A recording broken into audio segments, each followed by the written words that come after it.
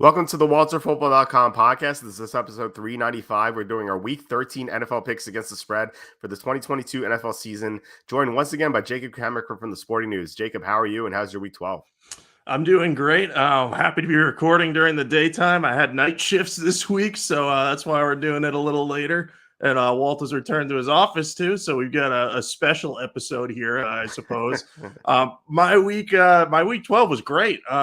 It started on Thanksgiving with like a frustrating loss. Like we barely covered in the Giants game, which was nice, but then we had a frustrating loss in the night game for the Patriots. Double frustrating because I was rooting for the Patriots to win. But from there, everything went great. I ended up going 10-5-1 against the spread. Made a bucket of money this week. So that was a nice thing. I hit I think a 5-team teaser and a 3-team teaser and a 3-team parlay. So we were hitting some nice stuff. Not that I put a ton of money on them, but anytime you can make a lot of units, it's a good week. So can't complain. Think we're very much on the right track at this point after having some bad luck. So hopefully we'll keep the things going into week 13. Yeah, it's awesome. I had a monster week as well, plus 20 units overall. I think we went 12-4 overall in the picks. The only big loss we had, outside of the Patriots on Thanksgiving, which is frustrating, was the Saints against the Niners. And that was Alvin Kamara fumbling at the 1-yard line. He lost 2 fumbles in that game, so it was kind of tilting. But otherwise, nothing to complain about. Hit my teaser as well. So glad we both won on that front. And yeah, it's great to be out of the basement. I'm kind of like I feel liberated here in my office with the Mario stuff in the background, like the old days. So looking forward to a great week 13. I love this card.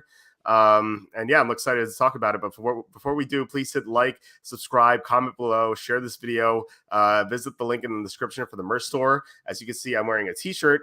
It's kind of faded already because the t-shirt's kind of old. So maybe it's not a good t-shirt to wear for the promo. But you could buy a t-shirt like this or another one, visiting the link in the description for the merch store. That would help us out a lot. Also, we're sponsored by Stochastic, the best DFS site out there. If you play DFS, not just football, any sport, they have it all. They even have like soccer, like projections, which I know nothing about soccer. I can't name one single player, but I entered a couple contests using their projections and I cashed. So it just goes to show that you can use their site, even if you don't know anything, you can make money. So I definitely recommend Stochastic. I've been using them for almost 4 years now. So, all right, let's get to the games. First one is actually tonight in a few hours, 7 hours. I think the Bills at the Patriots. This line opened up Bills minus 5.5. It's come crashing down to 3.5. Looks like a lot of sharp money on New England. So who do you like in this game?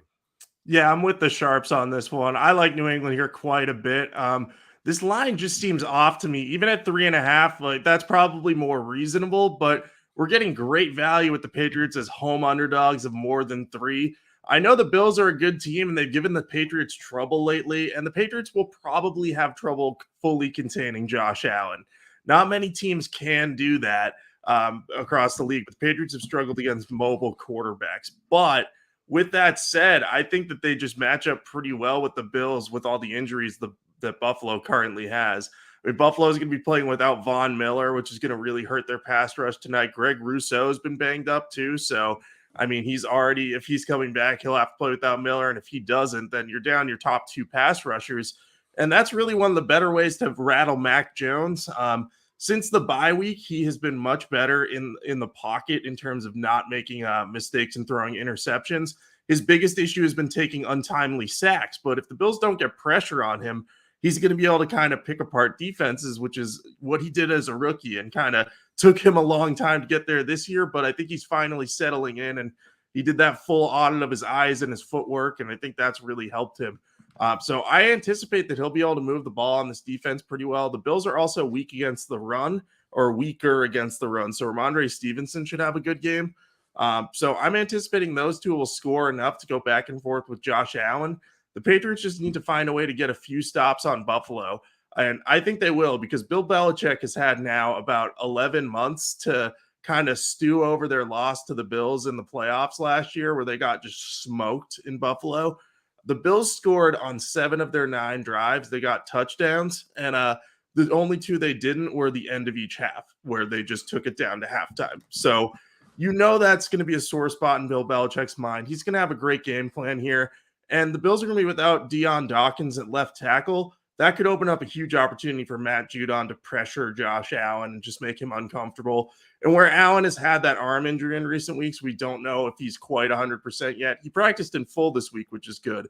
But he's had some interception issues too. So maybe they force him into one turnover and are able to keep this close or possibly win. But where we're getting plus 3.5, I like the Patriots a lot. I'm going to have 2 to 3 units on them. And I would lock this in right now before it moves to 3 if you haven't locked it in already.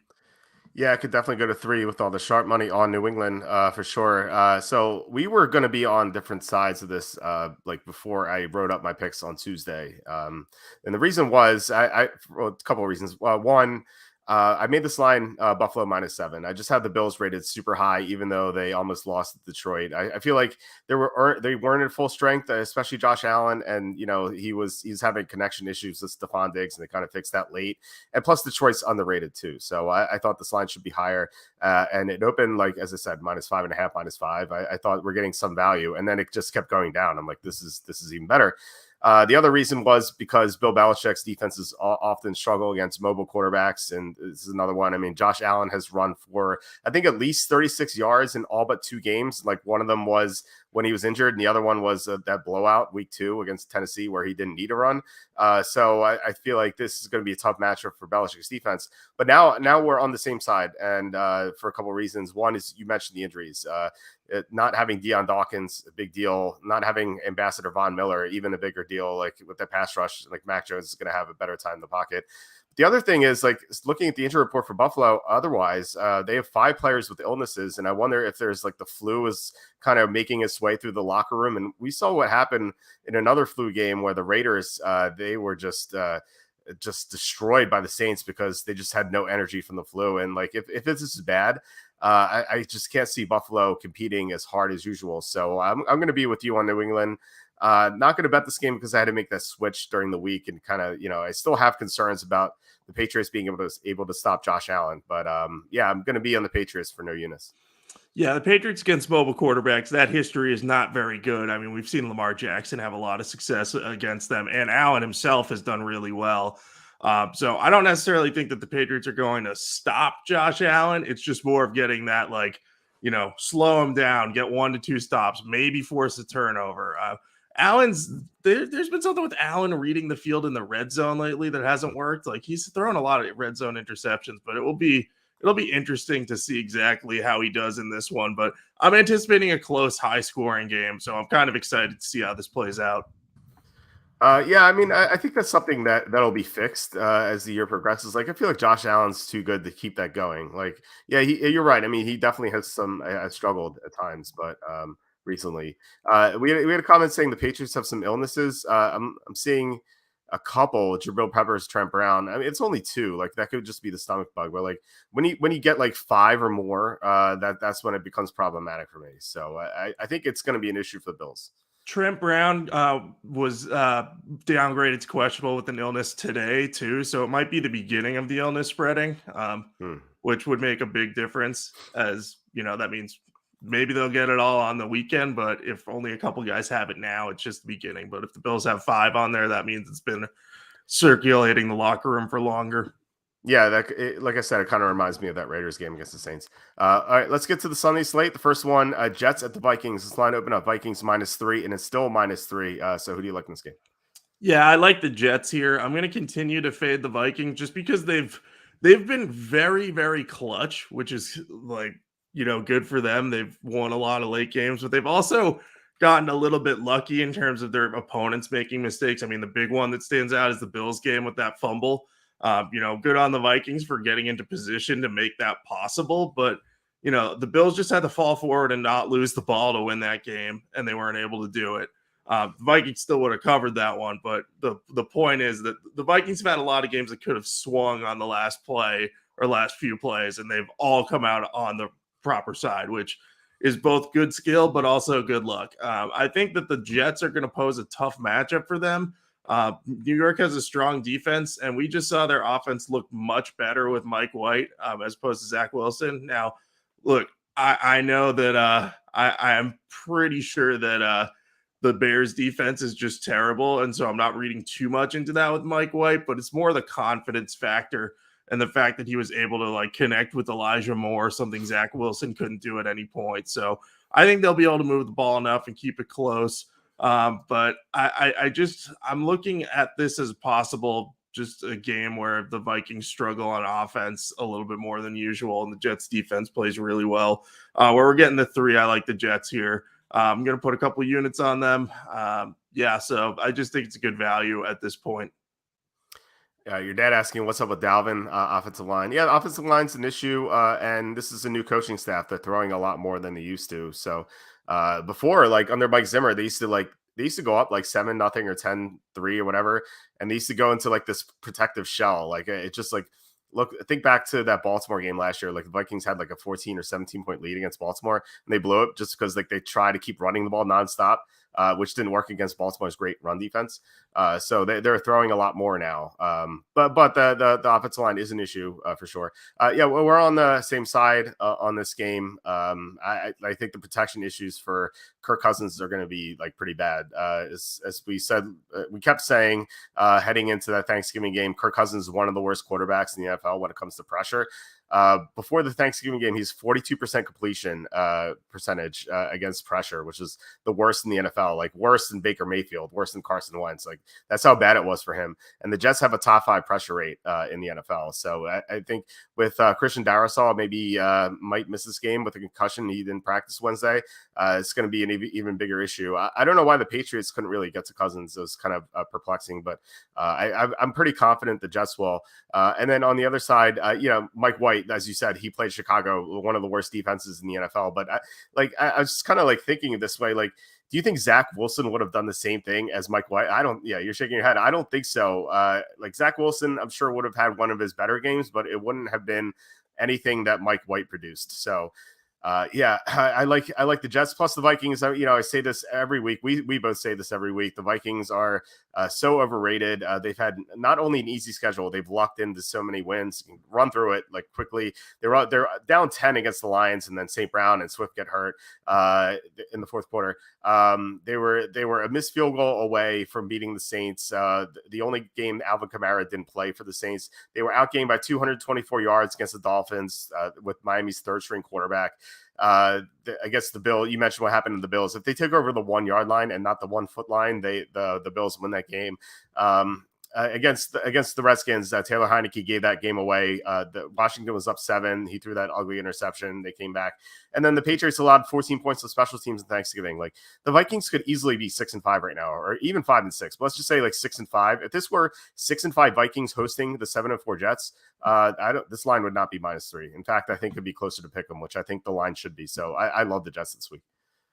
Yeah, I do too. And I want to address a comment. Someone said that the Jets might have look ahead to the Bills. I factored that into this analysis here, and I thought about it. And I don't think the Jets are going to look past the Vikings for 2 reasons. One, the Vikings are 9-2, and they're considered one of the best teams in the NFL right now. So they're not going to just be like, all right, we're not going to care about the Vikings. We have to focus on the Bills.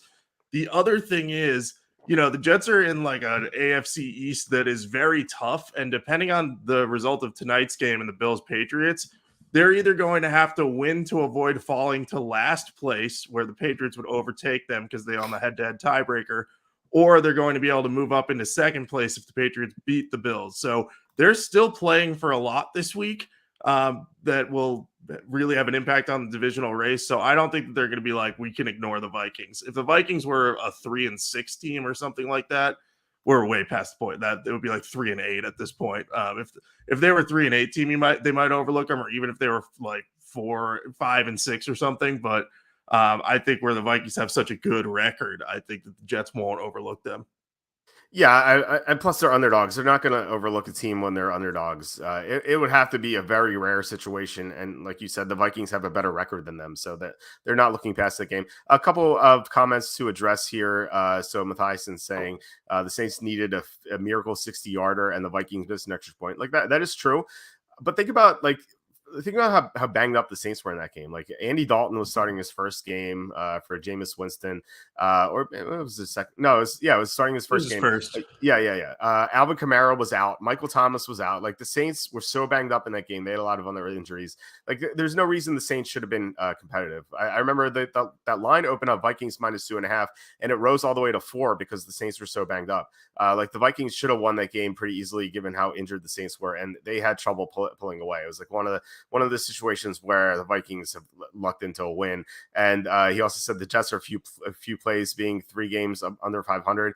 It's true, but I feel like they've gotten better, and like metrics wise, the Jets are a lot better. Like you look at adjusted EPA, the Jets are 8th in the NFL. And the Vikings are 27th, like not even close. Like the Vikings metrics are so bad. Like they really could be like 5-6, 6-5. Whereas I think the Jets record, especially with a better quarterback now, I think they are a 7-4 team. Yeah, I think that's about right. Okay. All right. Next game, Broncos at the Ravens. The line opened up Ravens -8. It was -8, and then this morning it rose to 8.5. So who do you like in this game? Yeah, this is one of the games this week that I don't like a lot because I just find myself questioning whether the Ravens should be favored by this much. I think my question isn't about their defense. I think their defense will shut down the Broncos here, but their offense just hasn't been good lately. They haven't had any. Their weapons are banged up. They have Mark Andrews, but they just haven't been able to get the job done on offense. Now Lamar Jackson has another injury. He's been dealing with a hip injury. He left practice with a quad injury. So if he's not fully healthy, they're going to have more trouble covering a big spread. That's not to say that I'm confident that Denver will cover this, but I just don't like this game because I either have to bet on a quarterback who might be banged up covering a big spread, or I have to bet on Russell Wilson and the Broncos figuring things out. So I'm not confident that the Broncos do that. I'm penciling them in for office pool purposes, just because they've only lost by 8+ points twice this season, which is pretty remarkable considering that they've lost 8 times. And they have an offense that scores a league worst 14.3 points per game. But I'm not going to bet them in this one. It gives me enough pause not to bet the Ravens and to pick the Broncos in office pools, just because, what if they get like 2 big play touchdowns somehow and the Ravens can't do much on offense? Like the Ravens still probably win, but you're talking more of a touchdown game than a 10-point game or a blowout. Yeah, you make good points about the Broncos not losing by a lot often, but I think things are changing for them because of, well, first of all, their offensive line injuries. Their offensive line was a lot better earlier in the season than it is now. And second, they lost Bradley Chubb, so their defense has taken a bit of a hit. Like it's still obviously really good, but I think it's not. I don't think it's elite anymore. I think it's like in the second tier now. And I think we saw it last week when they lost to the Panthers by 13. Like it's Sam Darnold, like with the Panthers, they lost by 13. So I think if the Ravens were healthier, I would definitely have interest in betting them, even though they've struggled recently. Like they've had, they just lost these games, but they've been up by double digits in every game in the second half this year, I think for the most part. So I feel like they are the right side. I just don't want to back this Denver team. I think it's like they're so toxic right now. There are reports coming out that Russell Wilson has lost half the team. Like half the team didn't show up to his birthday party. If he had a bouncy castle, maybe most of them would have shown up, but they didn't.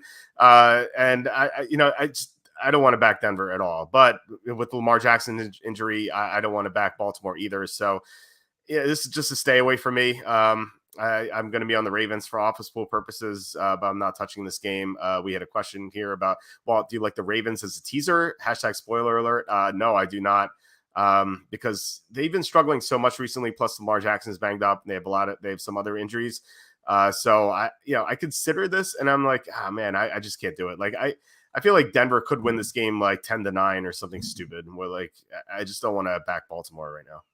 Yeah, this has the potential to be one of those like NFL games where you're like, how did the Ravens lose to the Broncos? And then you look at it, you're like, oh, it makes sense. The Ravens have just been they've been weirdly great this year and also terrible at the same time. Like you said, they've had, I think the only game they didn't have a double-digit lead in was last week against Jacksonville, and they led by 9, and they blew it. Like they should be so much better than they are. The game that this reminds me of a little bit is that Panthers game from a couple weeks ago where, Baltimore dominated that game, but they only won 13-3. They could do that again and just continue to struggle in the red zone if Lamar Jackson's not healthy. So I see this happening. I want to mention about Russell Wilson's birthday party. It's drawing immense parallels to the hit movie Draft Day, where Bo Callahan, the main character, had nobody show up to his birthday party, and that's why Kevin Costner didn't want to draft him. But the scary thing about this, right? Scary thing about the Bo Callahan thing. Bo Callahan was a University of Wisconsin quarterback who in the movie was drafted by the Seahawks. So we're getting into like some Twilight Zone NFL stuff at this point in Russell Wilson's career. That's pretty wild. At least Russell Wilson had some players show up. I don't know if he paid them or not, but they did show up. Alex saying they didn't get a bounce castle because Russell's too short to participate. That's a good point. Maybe Sierra tried and they're like, nah, it's too much of a risk there. I actually like that. All right. Let's move on to the next game. Staying in the AFC North, the Steelers at the Falcons. Sign up Falcons -1, and now the Steelers are favored by 1. So who do you like here? Yeah, I'm not surprised by the flip. I like the Steelers here quite a bit. I have 2 to 3 units on them. They're on the rise again. TJ Watt's back. And if you just look at their record in games that Watt has played, both their record and against the spread, they're 3-1 outright, 3-1 against the spread. And their only loss against the spread came in that loss to the Bengals, where most of the game they were covering that 4-point margin, or it looked like they were going to get a push, but the Bengals had a late score that kind of flipped the script there. And I think the Bengals are an elite team at this point, or at least an elite offense, so it makes sense. Meanwhile, the Falcons, they started the season hot. They were like either 5-0 or 6-0 against the spread. Now they're 7-5. So I know we don't love trends, but it's just kind of it's a situation where you're looking at it like, all right, Pittsburgh with TJ Watt is pretty good, and not everyone knows they're better with TJ Watt, but I don't think they realize like, hey, Pittsburgh can beat a lot of teams with TJ Watt. Like they were underdogs to the Colts on Monday Night Football. I get that the Colts were the home team, but it's not like the Colts have been impressive at all this year. So I think if you look at the Falcons and you look at the Steelers roster, I mean, the Steelers have some holes, but it's not like the Falcons have anything exciting at all. And I don't want to back Marcus Mariota. He's had a couple good games this year, but for the most part, he misfires a lot. And for all of Kenny Pickett's troubles, the one thing he doesn't do is throw uncatchable passes. He usually gets it near his receivers. It's just a matter of whether the defender can intercept it or not. And in recent weeks, he hasn't thrown many interceptions. I know he hasn't thrown many touchdowns at all. He's got like 3-8 touchdown interception ratio, which is mind-boggling that he has just 3 passing touchdowns. But I think that's going to flip now. He's developing chemistry with George Pickens. Atlanta doesn't have a very good secondary outside of A.J. Terrell, so I think they'll be able to move the ball. I think they'll be able to get the win here. So I like the Steelers a lot. I'm interested to hear your thoughts because I'm assuming you're on the same side here. Yeah, I love the Steelers. They're one of my top picks this week for sure. As long as this line's under Steelers -3, which I don't anticipate it getting that high, or maybe it could. But I mean, we've been on Pittsburgh every week since that Saints game when they got TJ Watt back, and it's not just the return of TJ Watt, who's obviously a big deal. Like they have a top 6 pass defense with Watt, and they have the 30th ranked pass defense without him. That's how important he is. But it's not just Watt. Like before that Saints game, like look at the opponents the Steelers played. They played the Bengals, the Patriots, Browns being the only easy one, Jets, Bills, Buccaneers, Dolphins, and Eagles. Like that is a murderer's row of opponents. And now they're playing easier teams. And the Falcons, everyone knows about them. They were 6-0 against the spread to start the year, as you said. It seemed like everyone loved betting them. But depending on what line you have, they're 0-4-2 against the spread since that 6-0 start. So like they're finally coming back down to earth. I don't think people have caught on how bad they are. They're 30th in adjusted EPA. The only teams worse than them are the Rams and the Texans. So this Atlanta team can't do anything except run the ball. They can't pass because Mariota stinks. They lost Kyle Pitts. They have no pass rush. They can't stop the run. They can't stop the pass. And like I said, they only can run the ball, and the Steelers have a good run defense. So like, how are the Falcons going to move the ball at all? Like, I just don't see it. Maybe like a fluky Cordell Patterson run, but like that's about it. Like I feel like the Steelers are definitely going to win this game. And yeah, I think this line's mispriced. Like I said, I don't think people have caught on to how bad Atlanta is. I don't think people have caught on to how good Pittsburgh is. I think if Watt were healthy the whole year, there's a good chance they'd be like 6-5 right now, considering the schedule. Yeah, I think with Watt, they maybe could have beaten the Patriots. They maybe could have beaten the Browns early in the season. And who knows, maybe they pick up another upset win over one of those good teams. It's just so hard when you're missing your best player. I mean, TJ Watt is a legitimate MVP. Also, this question, does the Najee Harris injury worry you?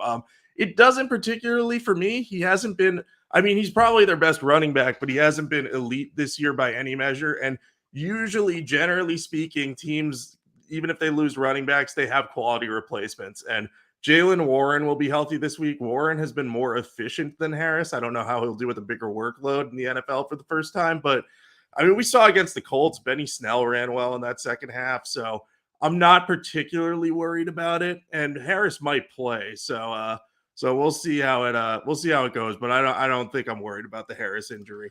No, not at all. I feel like Jalen Warren might be better than Najee Harris. Maybe you could debate that, but running back is the easiest position to replace. Really, I mean, I feel like it really depends on your offensive line more than anything. Like there are some running backs where if they're a huge part of the passing game, like they'll be missed. Like Alvin Kamara. If you look at the Saints record with Kamara and without Kamara, like it's a huge difference. But like Najee Harris is not that type of a player. Like I feel like Jalen Warren could just do his job just as well. And if he's out, Anthony McFarland and Benny Snell look good Monday night. Remember that Colts game against the Jaguars, that second game where Jonathan Taylor and Nyheim Hines were both out. And like people are like freaking out, and yet Deion Jackson just went off. Like it's just running backs just come out of nowhere. Like there's a reason why, like in the middle of the season, you could pick up some running back no one has ever heard of. Like if you never watched the preseason, you may have never heard of Isaiah Pacheco, and yet you probably picked him up in your fantasy league or tried to, because he's now the starting running back for the Chiefs. Like running backs come out of nowhere, so I have zero concern about a running back injury. Like I would be more concerned about a kicker injury. Which is funny because it's yours to have one, but I think kicker is tougher to replace than running back. Yeah, I think you're right. The depth at kicker just isn't good. Lamont is saying Atlanta isn't that bad. I will say Atlanta is very well coached. I think Arthur Smith has done a very good job considering the resources he has. They've played in a lot of close games as a result of that. And one of the reasons they've done that is because they've been able to run the ball. When you run the ball and control the clock, it makes it easier to keep games closer. And that's why Arthur Smith has stuck to the run so much. But I don't think their roster is very good. They don't have a lot of talent, but they are well coached. Yeah, they are well coached. I think Atlanta's terrible. They, like I said, they're 30th in that EPA. And like it's just like they beat Chicago because Justin Fields got hurt. They beat the Panthers the first time because DJ Moore took off his helmet. They beat the Niners because the Niners are missing like their entire roster in that game. This team is just like they're what 5-6 or 5-7, and they I think they could be like the 3-win team or 2-win team. Like they've gotten so lucky.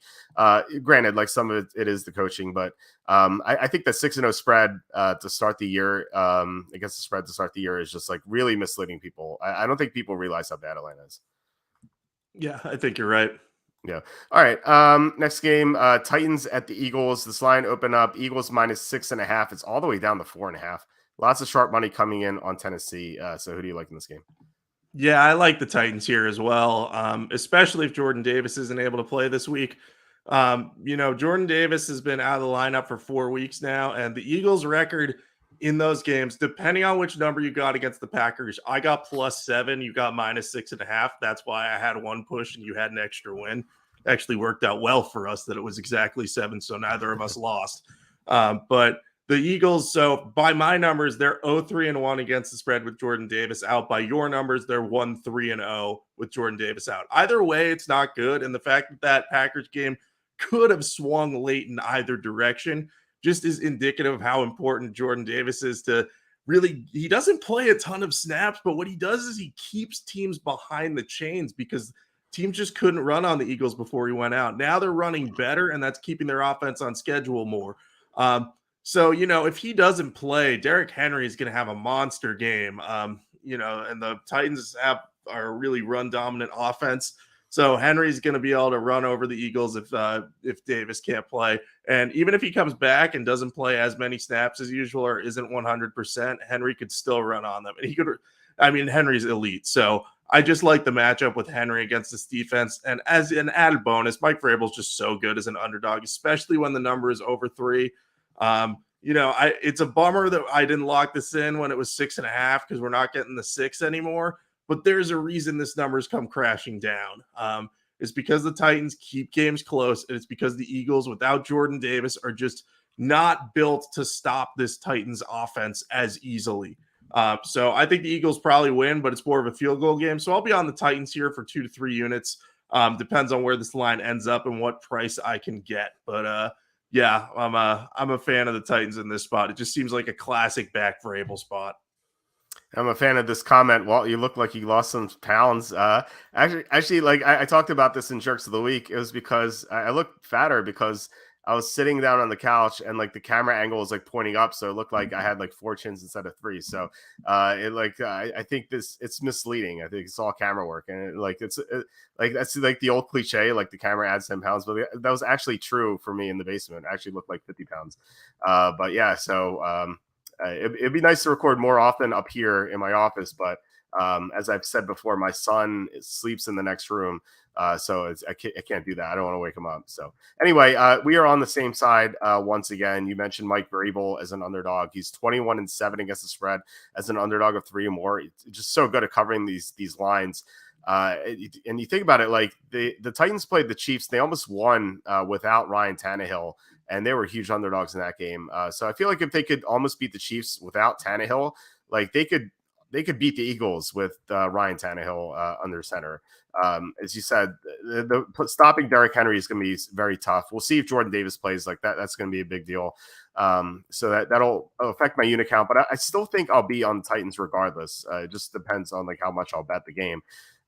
Something to consider as well, like people talk about a look ahead factor with the Jets.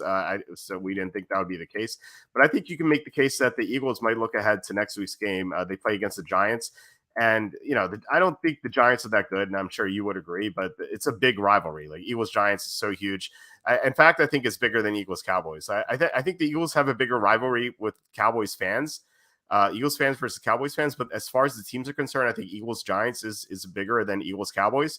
And I just like look at the results before Giants games since 2010. The Eagles are 6-15 against the spread. So this is a non-conference team. The Eagles have a better record. I know they're going to be like, okay, how do we stop Derrick Henry? But they're going to look at the Titans' record and say, all right, we have 3 more wins than them. We can beat them. And coming off that big Sunday night win where the Eagles almost sets like records rushing wise. Like I felt like Jalen Hurts is going to break Adrian Peterson's rushing record at some point.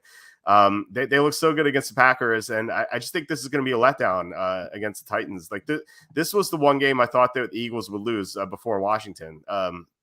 People were like, where do you think the Eagles are going to lose the first game? I had this one circled. Like I thought the Eagles are going to lose this one.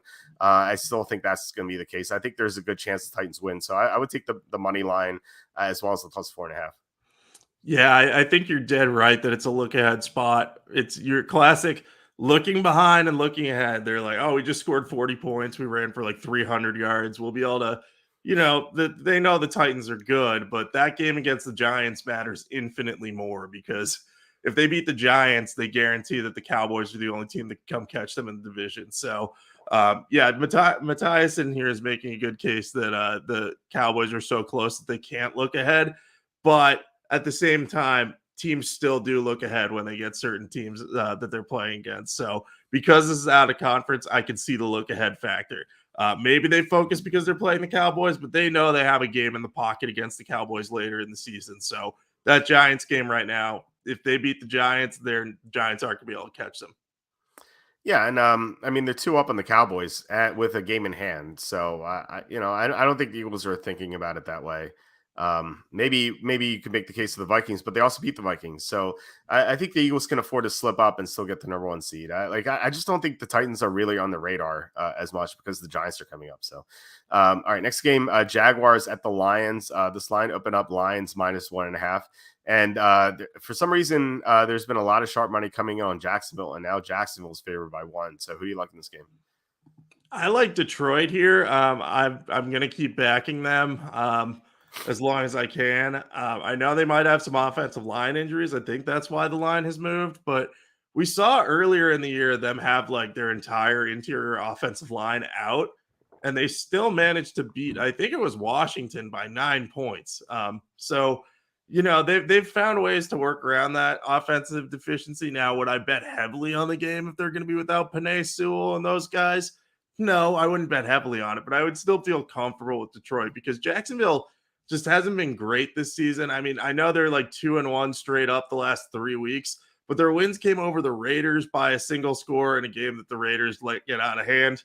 And then they beat the Ravens by 1 point in a game where the Ravens, pissed away yet another 9-point second half lead because the Ravens just do that this year. So I just don't see a lot to love about the Jaguars. Like, they should keep it close. Trevor Lawrence is good, but the Lions are just better. Their defense has been playing much better of late. Lions have kept games close throughout the season. They had that one blowout against the Patriots, but even that game, the result, both the games they lost by, more than 2 touchdowns. The games were a lot closer than they looked. Like the one against the Cowboys, they had a chance to go up in the 4th quarter, and once they blew that, things fell apart. Against the Patriots, they just went for it on 4th down constantly and failed. And, they ended up with like the same number of yards as the Patriots, or maybe even a little more, but it was like, the scoreboard was lopsided because they got shut out. But, yeah, I know we didn't have Detroit last week, but I didn't bet that. So I was fine letting you guys bet on the Lions. But, all this is to say, I think the Lions are better than the Jaguars. I get why the Lions moved to +1, but I don't know that the offensive line injuries are going to make a huge difference. So I don't say that very often, but where we have proof that hasn't happened this time, I'm going to go with the Lions here. I've got 2 units penciled in that could go up depending on how healthy or their offensive line is.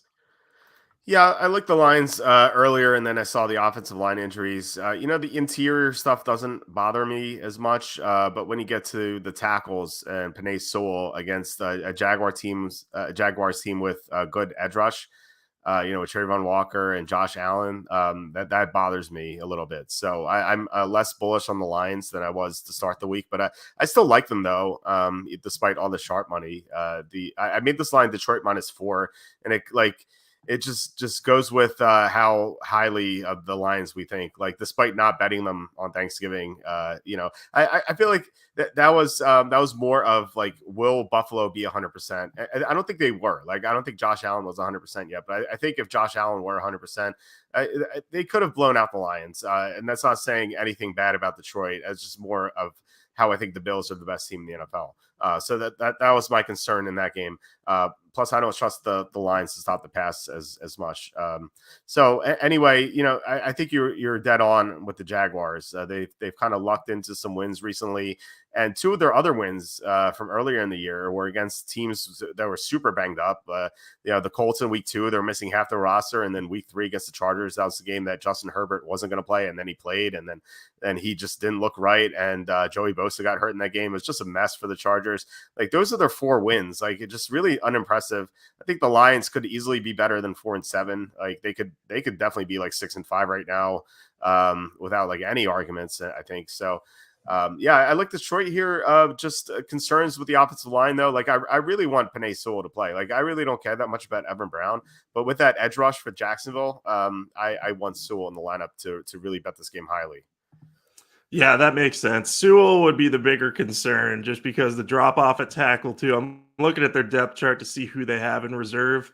Matt Nelson, who I don't know well, and then they have Dan Skipper, who's played at guard this year. I love Dan Skipper. He's huge. He's like 6'10", 6'9", or something. But I think they'll find a way to replace the interior. But without Sewell, I might drop my unit count to 1. But I'll still be playing betting Detroit either way.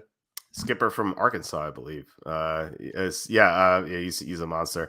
Your dad asking, should I start ETN this week? Depends on what your other options are. I'm not big on ETN this week. Detroit's run defense is a lot better, but he can get there in the passing game. So I think he's like an average play. Like it really depends on what your other options are. He doesn't have other options that are Okay. good. It's either him or like I'm trying to think through, but it's gonna be him or like Gabe Davis probably. So I Okay. mean, Gabe Davis was on his bench last week. I'll talk to him later. I'll talk to you later about it, Dad. But I think you're gonna play ETN. Yeah, I think I would rather play ETN than Davis. All right, next game, Redskins at the Giants. This line opened up Redskins -1.5 is up to 2.5. Maybe we'll see a 3 later on in the week. So who do you like in this game? Yeah, my first instinct looking at this was like, the square part of my brain was like, oh man, I don't like the Washington as a road favorite here. And then I thought about it more and I was like, well, why would the Giants be favored? They're regressing due to injuries. They don't match up well with the Commanders. Like Saquon Barkley's going to have a tough time. He's already having he's regressed in the second half of the more recent games he's played. Just, I mean, he hasn't played a full season in a bit. And now he's got worse blocking and Washington's a good run defense. Like this could be a tough matchup for him. And if you're asking Daniel Jones to beat up this defense, I don't necessarily know that happens. I mean, Daniel Jones has moved the ball well on Washington in the past, but they might be getting Chase Young back. They have Montez Sweat. They have Josh Allen and Deron Payne up front. Like they should be able to wreak havoc against the banged up offensive line and just get a lot of pressure on Daniel Jones. Maybe force him into some mistakes that we haven't seen this year. So matchup wise, I love the Commanders. I have a little concern about Taylor Heineke just in terms of that he has some bad interceptions seemingly every week. And that kind of handcuffs their offensive ceiling a little bit. Like it doesn't seem like they're ever going to have a game where Heineke doesn't have those like 2 or 3 throws that keep them from extending a drive. So they're never going to get up to like a 28-31 point game or something. But I still think they can beat the Giants. And where we're getting the 3 here, it seems like a really good value. I mean, the Giants defense is banged up too. They don't have much talent at cornerback as it currently stands. Maybe they'll get healthier this week, but I think Washington's the right side. So I have them down for 0 to 2 units, just depending on how confident I am in the injury report. But I think they're definitely the right side. Yeah, the public doesn't agree with you. The public likes the Giants, and this reminds me of a couple of games we've seen recently. One was Dallas and Minnesota, and the other was last week Cincinnati at Tennessee, where like you have like these quote unquote questionable road favorites, and people are like, "Why is this team favored on the road?" Like Dallas and Minnesota, like Minnesota had a better record, and then Cincinnati, Tennessee also had a better record than Cincinnati, and yet we saw what happened. Both the road favorites won. This is another case where I think Washington is a lot better than the Giants. The Giants are, they started hot. They won some games. They probably shouldn't have, against Tennessee. They lucked into that.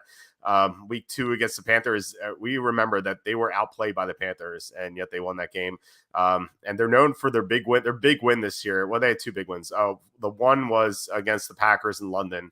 Everyone was like, wow, the Giants beat the Packers. And like, we've seen what happened with the Packers ever since then, just the disaster. So like that win is not nearly as impressive as we once thought. There are other big wins against Baltimore, and the Ravens threw that game away as they are wont to do. Lamar Jackson had 2 turnovers late in the game. If he just holds on to the ball, the Ravens win the game. So the Giants could easily be like 4-7 right now. And if they were, the Redskins would be favored by more than 3. So I think we're actually getting a line that should be higher.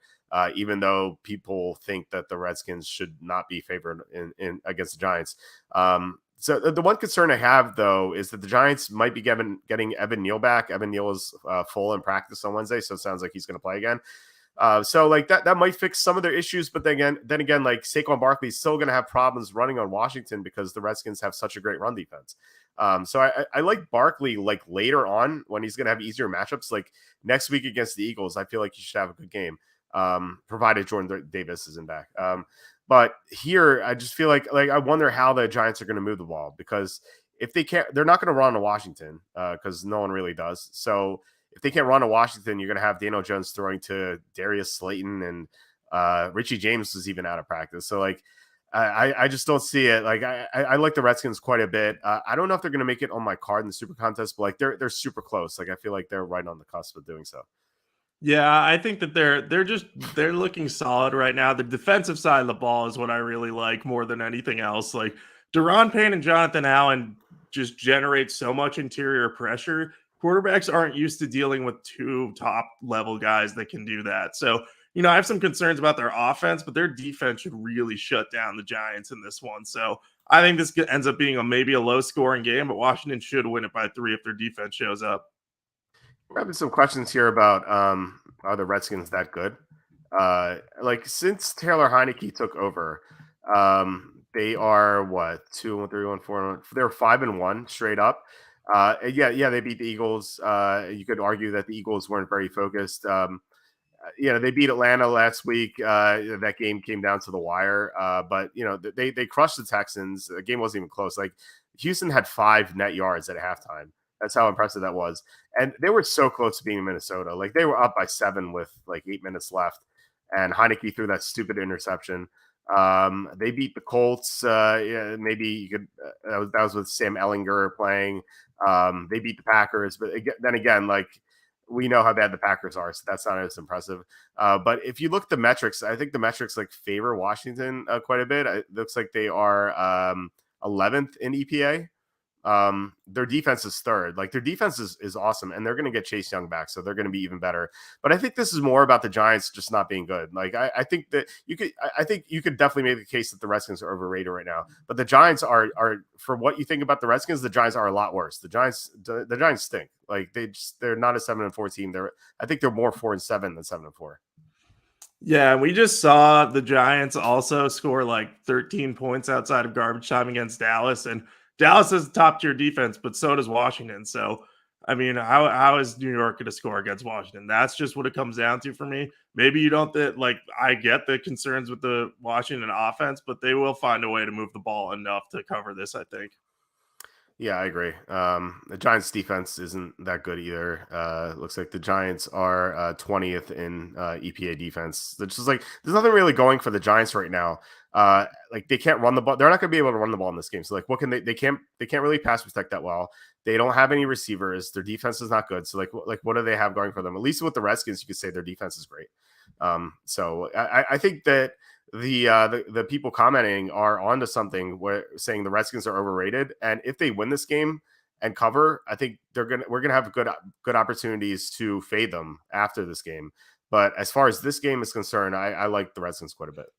The funny thing is, they're playing the Giants, then they go on bye, then they play the Giants again. So maybe the second Giants game will get a great value if they blow them out or something. Okay, or or maybe the Giants give the Eagles some problems, and then the Redskins beat them again because they match up all against them, and then we're gonna have some great value to close out the year in the final 3 games. That's a weird schedule. Like, why did I don't know why they do that. No idea. Yeah. All right. Next game, Browns at the Texans. This is the big one. The Browns open up -7. It's still 7. A lot of quarterback controversy heading into this game. The big one, obviously, Kyle Allen versus Davis Mills. Like, who's going to be the quarterback? So I'll hand it off to you. What do you think is going to happen in this game? Yeah, I mean, Deshaun Watson coming back. This is like a big mystery game. Like, how is he going to play? It's going to be exactly 700 days, I believe, since his last NFL game when he's on the field. And I know he played in the preseason, but the preseason is a lot different than regular season NFL games. I mean, we've seen so many teams just sit their starters in the preseason now. So, I mean, I have no idea what to expect from Deshaun Watson. My gut tells me there's going to be growing pains. He's probably going to connect with Amari Cooper a lot. He might get the ball to Kareem Hunt and Nick Chubb out of the backfield on some dump offs, but we just don't know how he's going to look. We don't know if he's going to make any big plays or, maybe just throw a few interceptions or something. Like anything could happen, in my opinion. So as weird as it sounds, I hate the Texans. Like they've been poison all year, and their defense is terrible, especially with Derek Stingley out of the lineup. Like they were good with Stingley because they could defend against the pass. They were awful against the run. Now they're bad against both. But like, do I trust Deshaun Watson to come back from 2 years out of the league? And I know he's healthy, But do I trust him to come back and win by 8 or more points, even against what might be the worst team in the NFL? I don't know that I could say that, especially since Cleveland has a really bad defense. Like their defense has been, they've had weirdly good games occasionally, like that one against the Bengals, but for the most part, they've been an unmitigated disaster. So I don't want to back Houston. I don't want to bet them. It feels horribly wrong to do it. But I have Houston as my pick because I think Watson's going to need at least a couple of games to come back into the fold and get ready, as Samuel just mentioned. And my biggest concern is the problem with the Browns this year has not been their quarterback. Jacoby Brissett has actually been very good. Would that have lasted? Would that last against elite competition? Who's to say? But I mean, I don't think that you're suddenly going to put Deshaun Watson on this 4-7 team and they're going to play like a playoff team. They have a lot more other problems here. So, I mean, maybe Cleveland could just run like crazy with Nick Chubb and run up the score that way. But I think Houston can move the ball on this defense with Dameon Pierce. So, who hasn't had a good game in a couple weeks, but I think this is a better spot for him. So, I'm on Houston here. I have no idea if I'm going to be courageous enough to bet this, but I welcome your thoughts. Yeah, so on Tuesday when I was writing up this pick, or actually I start Monday, like I saw this line, I'm like, this line makes no sense. Think about it. Washington was 3.5 at Houston. Now Cleveland's 7 at Houston. So you're saying that Cleveland is 3.5 points better than Washington? I don't think so. I know that Deshaun Watson's back, but come on, we know how bad Cleveland's defense is. And Cleveland, I think you're dead right. Like Cleveland was 8th, or I should say they're 8th right now in adjusted offensive EPA. So like how much better are they going to be with Watson than Brissett? Like Brissett was doing a really good job. So it like their defense is the issue. So Monday I was like, okay, I kind of like this. Like this line is off, but I can't bet the Texans. There's no way I can bet the Texans. They're the toxins, as you said last week. Tuesday I wrote this up and I'm like, I like this a little bit more. Maybe I'll bet this game a little bit. But yeah, I just can't do it. They're the toxins. And then yesterday I was thinking about yesterday afternoon. I was like, I think the Texans are the right side. I'm going to bet them. It won't be a huge play or anything, but I'll bet like 2 units on them. And then like Wednesday night when I was like typing up my notes for the other show we do, the Odds Shopper show, the collaboration we do with the Super Contest picks. I was like, man, I love Houston. It's just like this is Houston's Super Bowl. Like this is everything for them. Like they're gonna come out, bring the kitchen sink. Like they're gonna throw everything at the Browns. And the Browns are not a good team. Like their defense is so bad. The Texans have struggled in the past 2 games. That struggled is like a kind word to describe how they played. Like they've just got absolutely destroyed against Miami and Washington. Like not even close. As said earlier, against Washington, they had 5 net yards in the first half. Against the Dolphins, I think they had like 17 net yards or 21 net yards. It's so bad. Like the Dolphins pulled their starters before the third quarter is over. That's how bad it was. But like they were just bad matchups because they couldn't move the ball, and they couldn't move the ball because Washington and Miami have 2 great run defenses. Cleveland's last against the run. And so Dameon Pierce is going to bounce back. I love Pierce this week for fantasy and DFS if you're playing him. I think Houston's going to be able to move the ball, and the Browns are going to struggle. And, Deshaun Watson not playing for 2 years, like there's going to be some rust. Like I think it's so unrealistic to think that he could come back and throw for like 350 yards against this defense. Against the Lovie Smith defense that I trust, even if Stingley's out, at least our pass defense. The run defense is an issue. Like Nick Chubb is going to have a big game for sure. But I think you could say same thing about Pierce. Like Cleveland's run defense is actually worse than Houston's run defense, which is kind of nuts because we've seen how bad Houston's run defense is. So this line is just way too high. It's out of control. Cleveland is just not good enough to be 7 points better than any other team on the road. They've only won by more than 7 twice this year. One was the Thursday night game against the Steelers, and the Steelers without TJ Watt, and they made a quarterback change in that game. Plus it was a short week. The other game they won by more than 7 was that Monday night game against the Bengals, where the Bengals are missing a lot of players. They're missing 3 out of their 4 top cornerbacks. They're missing the top 2 defensive tackles, and they were missing Jamar Chase. Like the Bengals were just ravaged by injuries. So those are the 2 wins the Browns have won by at least 7. And I mean, yeah, they could do it again, but I just think that with Houston playing with such high energy and the Browns coming off an overtime win against the Buccaneers, I just think that this is a huge motivational angle for the Browns. Plus, we get a good line value. The advanced spread on this game is 5.5, so like why this move 1.5 points? So definitely give me Houston. And I know next week I'm gonna be like, why did I bet the Texans? Like I should have known better. But this is the last time I'm doing it for sure. I promise. Yeah, no, I think this is a purposeful trap. I really do. Like maybe the books are trying to say like, hey, the Texans are still really bad, and that's why we're making the Browns favored. But I think they're trying to capitalize on people being like, oh, Cleveland's going to get Deshaun Watson back. They're going to be better. But those are the people that might not know, like, hey, Jacoby Brissett actually did well. It wasn't the quarterback. It's more the defense and some of the other issues that the team has had. So I'm right there with you on the Texans. I probably will end up betting this game. I'm not going to put a ton on it. I'm probably too scared, but yeah, they seem like the right side. Yeah, Matthias is saying Bengals being down that many players is still 4 times more talent than the Texans have. Maybe that's true, but I don't know. Like the Bengals are missing so many players in that game. Like they had like practice squad guys trying to cover Amari Cooper and Donovan Peoples-Jones. Like it just wasn't happening, and we saw how big of a game Cooper had. I don't know if I agree with that. I mean, like maybe you could say they're comparable, but I mean, Houston's running game is going to be really good in this game. I think people are underrating that. They've seen how bad Pierce has been the past 2 weeks, especially if you play DFS. Like he's had like single digit points, like close to 0. He's just been terrible. I think he had like 8 rushing yards in one of their games. But he's going to have a huge game against Cleveland's run defense, which can't stop anyone. Yep, I agree with that. All right. Last of the early games: Packers at the Bears. This line opened up Packers -3, and it's up to 4.5. And obviously the line movement because of Justin Fields. We don't know if he's going to play. He was limited in Wednesday's practice. So who do you like in this game?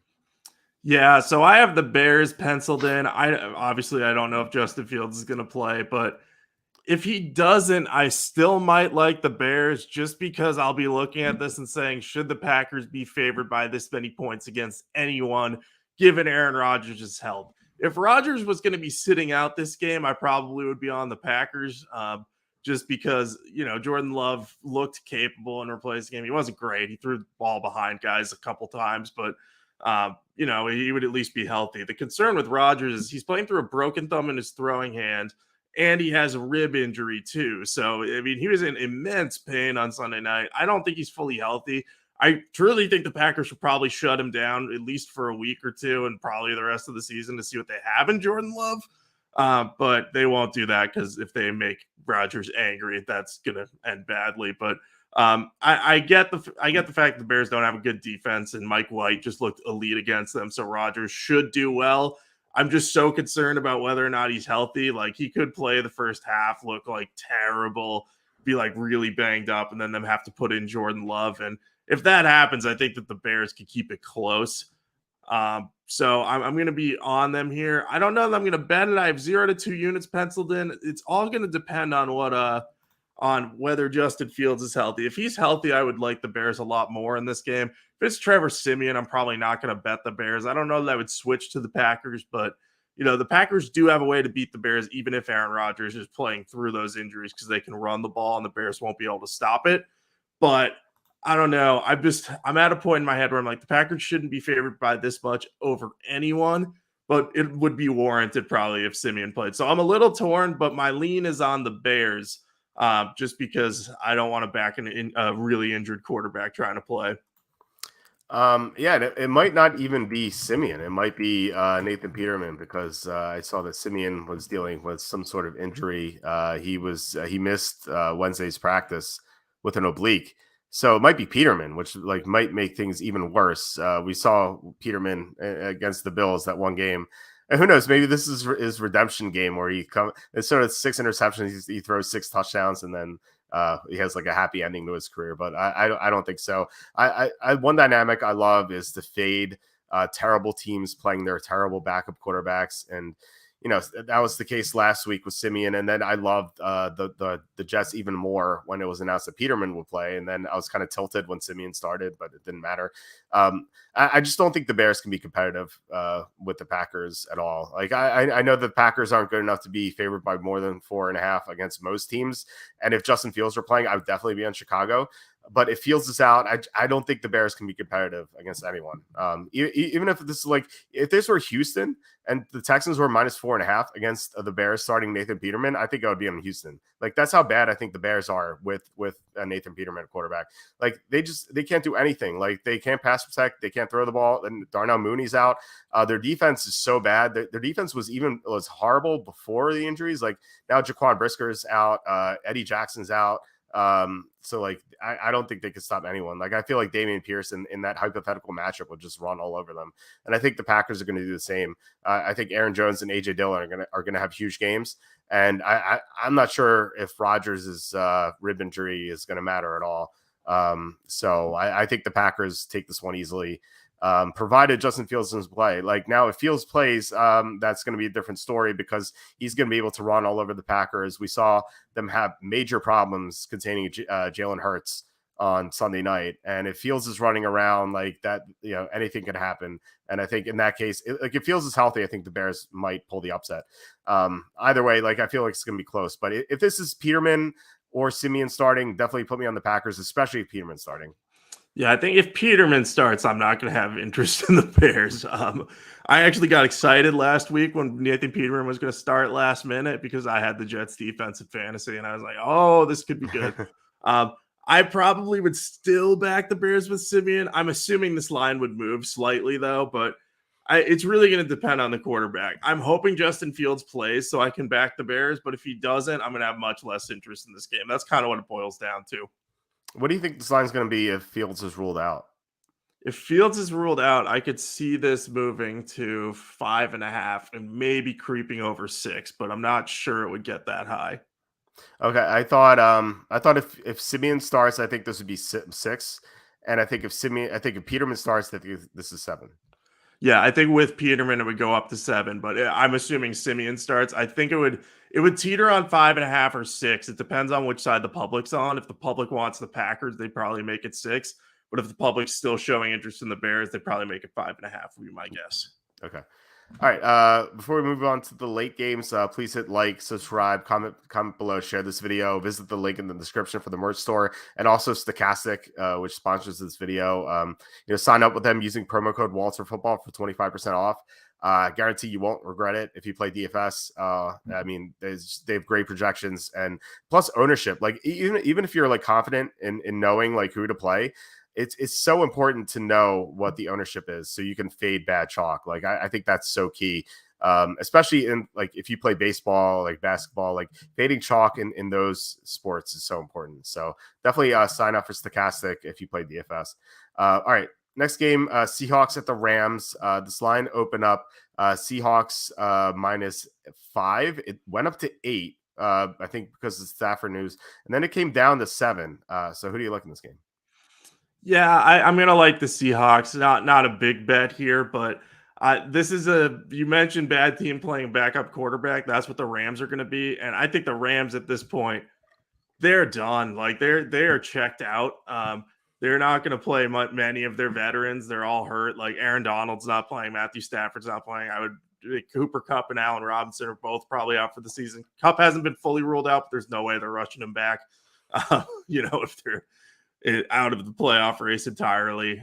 So I just think this is going to be such a hard spot for the Rams because we're also at the point where Sean McVay's future is getting some buzz because it's not like his job's in danger, but he might consider leaving the team because we've heard that he might want to go into broadcasting or that he's not going to do coaching forever. Or maybe he just looks at his roster and looks at his resources like, well, we're in trouble here, and is like, I want to leave. So maybe the Rams have to trade him. I don't even know how that would work. Coaches being traded in the NFL, but Sean McVay is probably like, there's going to be a lot of questions about his future right now. So I just don't want anything to do with the Rams. There's no reason in my mind to back them. I know they still have some decent veterans on defense that might be able to slow down the Seahawks a little bit, but I just don't think the motivation is going to be there for them really. And I don't think Bryce Perkins or John Wolford is going to be able to do much against this Seahawks defense that is really, really has a lot of young talent on it, especially at cornerback. Like, who are they going to throw to? Like, Tariq Woolen's going to be locking down one side of the field. So I think the Seahawks can run away with this one. And the Seahawks are going to be super motivated because they've had a couple of not so stellar showings on defense. Like they let the Raiders run all over them last week. So I think the back-to-back losses will motivate the Seahawks to be like, hey, we got to win to stay in this playoff race. And this is a good spot for them to just really hit the Rams while the Rams are down. Yeah, I was planning on betting the Seahawks, and then I took all my units off the game because first of all, the sharps came in on the Rams. They drove the line down from 8-7. I was wondering why, and then just still gonna bet Seattle. But then I saw the injury report, and we have 4 Seahawk players with illnesses on the injury report, and I'm like, okay, so maybe they're dealing with the flu. Maybe that's why this line's dropping.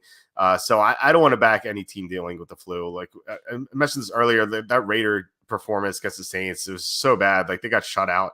That's how like lethargic they were with dealing with the flu. They just had, when you have the flu, you have no energy. And like, how are you supposed to play a football game? I remember like having the flu as a kid. Like I couldn't even walk my dog. Like let alone like hitting guys like running at full speed. Like just I just don't know. I just don't know if like the Seahawks are dealing with this illness. I don't want to back them at all. But then again, like I don't want to back the Rams either because, as you said, the terrible team playing a terrible backup quarterback. Bryce Perkins is a third-string quarterback. He can run around, but he is no one to throw to. Like if Cooper Kupp and Allen Robinson were healthy, and maybe if Tyler Higbee didn't have to block all the time, and he was an option in the passing game as well. Like you can maybe make the case that the Rams could cover the spread, but with no talent around whatsoever, even their defense stinks. Like with no Aaron Donald. How are they going to stop the run? Like that's the one thing the Rams are good at, is stopping the run. And now Aaron Donald's out. So everything says the Seahawks should cover the spread except for the injury report, which has the 4 players in illness. So I think that's something to monitor. Like if they're all practicing fully at the end of the week, maybe I'll jump back on Seattle. But right now, I don't want to back a team that's sick. Yeah, no, that makes sense, especially where the spread's high. Like, there's no reason to back the Rams, but that doesn't mean you have to bet on the Seahawks. That's the thing. So maybe if the illnesses clear up or they, new people don't emerge on the injury report, we can back the Seahawks and bet them like more heavily. But I think for now, it makes sense to either take all the units off or just put a 1-unit bet down. Yeah, for sure. Definitely agree. Next game, Dolphins at the 49ers. This line opened up 49ers -3.5, and the line has gone to 4. So who do you like in this game? Yeah, this is I was very disappointed when I saw this spread because I'm on the 49ers. I was going to be on the 49ers no matter what, but I was very much hoping that the Dolphins would blow out the Texans and the 49ers would play a close game against the Saints, and it would kind of shift the line back down towards 3 and the 49ers would look like an even better value, but we didn't get that because the Saints failed us. Saints scoring 0 points despite getting into the red zone like 3 times. Like, thanks, guys. Kamara fumbling at the 1. It was super brutal. Yeah, no, it was not good. But the reason I like the 49ers is largely related to the offensive line injuries for the Dolphins. They're going to be without Austin Jackson at right tackle, and Teron Armstead is going to be questionable at left tackle. He seems to think he can play through a small tear in his labrum. It's not like or a small tear in his pec or something. It's not like a fully torn pec. Those usually knock guys out for the season, but he seems to think he can play. I have my doubts about that. I can't imagine that he'd be able to play or play at 100%. So even if he's out, I'm going to love the 49ers in terms of how they match up with the Dolphins offense. But if he's in, I'm still probably going to like the matchup of the pass rush for the 49ers against the Dolphins. What it boils down to is Nick Bosa is going to get a ton of pressure. Tua and the Dolphins offense didn't look good in the second half once Teron Armstead went out. They actually didn't score, I think, after he left the game. And I know they pulled Tua and put in their backup quarterback, but like, they weren't doing anything on offense without Teron Armstead in the game. He is one of their most important offensive players, and I think that that's going to be a big loss against a good defense. Now, the one concern I have, or the big concern I have on that side of the ball, is if the 49ers can't get after Tua, the weakness of their defense is the cornerback position. They've just lost a lot of guys, so they're relying on depth there. But I think that the pressure will be enough to limit Tyreek Hill and Jalen Waddle and not let them go absolutely insane. And then on the other side of the ball, like the concern I have here is like Jimmy Garoppolo sometimes doesn't always show up, and Christian McCaffrey is a little banged up, so he might not play. So that gives me some pause on betting the 49ers heavily, but I'm also remembering that Garoppolo played a game against the Dolphins recently, at some point in the last couple of years, where he was awful. Like, he was terrible. He threw interceptions. He got benched at halftime. He just looked absolutely terrible. And I think he's going to want to bounce back from that. So he might be extra motivated for this one more so than usual. So I'm going to be on the 49ers here. I'm not putting a ton of units on this one. It's going to be 1 or 2, depending on the Armstead injury report. But I do think that I'm willing to back the 49ers defense, because I think that the Dolphins haven't really faced a ton of tougher defenses in recent weeks. So I want to see how this pans out. Yeah, the Dolphins played so many easy games defensively. Since Tua came back from injury, they played the Steelers without TJ Watt, the Lions, the Bears, the Browns, and the Texans.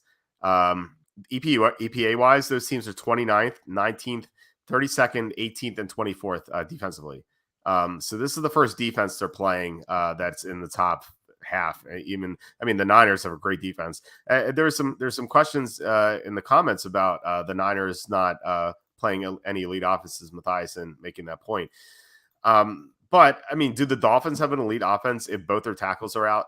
I really don't think so.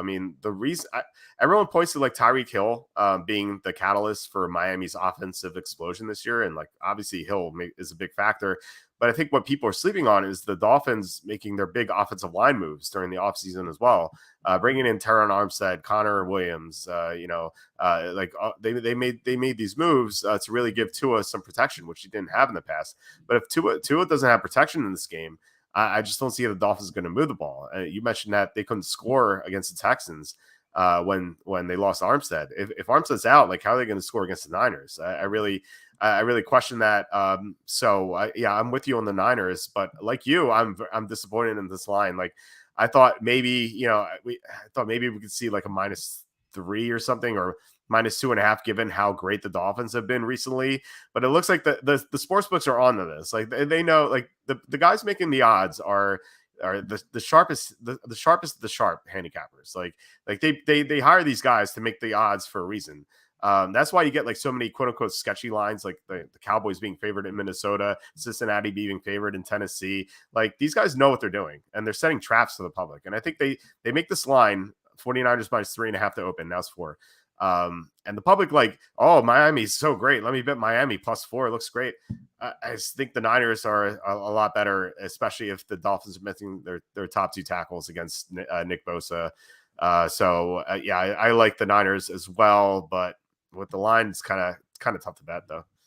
Yeah, it's not a line that I'm like going to go out of my way to bet. I am going to look at the injury report. I'm going to see if it stays there, if it moves. But don't you love it when this happens? You fade the Dolphins every week, and it's always wrong. I've had that with so many teams in the past, but I think that this is probably a good spot to fade the Dolphins and just go with the 49ers. Maybe if Armstead plays, you could make the case for the Dolphins, but yeah, I just think this is going to be a really tough defensive test for them. And I know that the 49ers haven't played any elite level offenses aside from the Chiefs, but they have like shut down some good offenses. Like, I know that they really limited Justin Herbert. I know he was without his top weapons, but I think that's a good sign. Like, they've had some of those moments, so I'm willing to trust them here. But we'll see if I end up being wrong here. Yeah, if you talk about fading the Dolphins, I don't know. Did you have them? Do you have Houston last week against the Dolphins? No, I haven't been fading the Dolphins. Oh, you haven't? Okay. I've been fading the Dolphins a lot this year, but I think this is a good spot to do it. Yeah, I agree. And you look at some of the results, like since that return from Tua, like they didn't cover against the Steelers. They won by 6, and the line was 7. That game against Detroit was so tilting. Like the Lions were up by 2 touchdowns, and the Lions just go into this run shell to like hold the lead. Like, I feel like Dan Campbell did such a bad job. I like Campbell, but he did such a bad job in that game, just being so conservative in the second half. And like, you don't go into like just like going to a run heavy offense against a great run defense. Like, I think it's just a big mistake against the Bears. The Dolphins didn't cover. They had a huge win against the Browns, and then they covered barely against the Texans. So it's not like they've been like that great. So I think the public is kind of misled by some of the results. Um, anyway, let's move on to the next game. Chargers at the Raiders. This line opened up Chargers -2.5. It's down to 1.5. So it looks like sharp money coming in on the Raiders. Who do you like in this game? Yeah, I don't like this game much. I had the Chargers penciled in. You can make the case that they maybe shouldn't be favored at home. They played the Raiders pretty close earlier in the season, but I know the Chargers are banged up, but I think that their offense can play well against the Raiders. I've not been super impressed with the Raiders this year, but this is a good matchup for the Raiders in terms of running the ball. It's just a matter of whether Josh Jacobs is going to be healthy. I saw a report that he was probably going to be limited in practice all week, and they don't know if he'll be able to play. He's battling through a calf injury, and I know running backs are replaceable, but the difference between Josh Jacobs and Zamir White, who's unproven, scares me a little bit. And I just think that the Chargers are probably going to have an easier time moving the ball through the air against the Raiders. Maybe I'm wrong, but I see a back and forth game that probably comes down to a field goal. So I don't see the value with going with the Raiders, but I don't have a very strong opinion of this game. So I'm interested to hear what you think. I like the Raiders a lot. So let me ask you this off the top of your head. How many times did the Chargers won by more than 3 since that Houston game? I'm going to guess 0. Yeah, to quote the dean from Animal House, 0.0 is they don't win by a lot, and if they do, they win close games, and they've done so against like some sketchy opponents, like against Arizona last week. They were down by 7 the entire fourth quarter. I think people were impressed against the Chiefs, that shootout they had Sunday night against the Chiefs, when they really shouldn't have been. I mean, the Chiefs have they've almost lost to some sketchy teams this year as well. Like they beat the Raiders by 1. They almost lost to Malik Willis. If you look at some of the other results, like they only beat Denver by 3 at home. They got blown out by Seattle. I know like Keenan Allen and Mike Williams got hurt in that game, and Keenan Allen's back, but Mike Williams is maybe not. So I think the Chargers are overrated, and kind of like this Chargers team reminds me of like this like fancy looking car with no engine or anything. Like it reminds me of like, I know if people might not be familiar with that Nikola fraud, that car company where like they had this like EV truck like running downhill. It looks so great in the commercial, and then you find out later there was no engine in that game. They just pushed it down the hill. Like that. That's what this Charger team reminds me of. Like they have some great fantasy players. Like they have Justin Herbert, Austin Eckler, Keenan Allen, even like Joshua Palmer is coming on. Like some big names. But like the rest of their team sucks. Like they have no pass rush without Joey Bosa. They can't stop the run at all. They have issues in the secondary, injury wise. Their offensive line is in shambles. They have multiple injuries in the offensive line. So like, why are they favored in Las Vegas? And this is not like one of those cases like, oh, like why is this team favored on the road?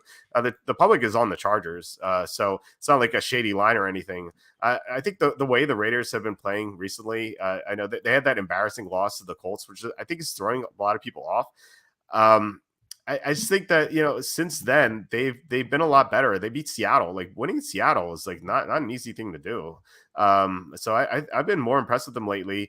And the Chargers also have some injury issues, like Derwin James, Corey Linsley, Mike Williams, Trey Pipkins. They all missed practice Wednesday.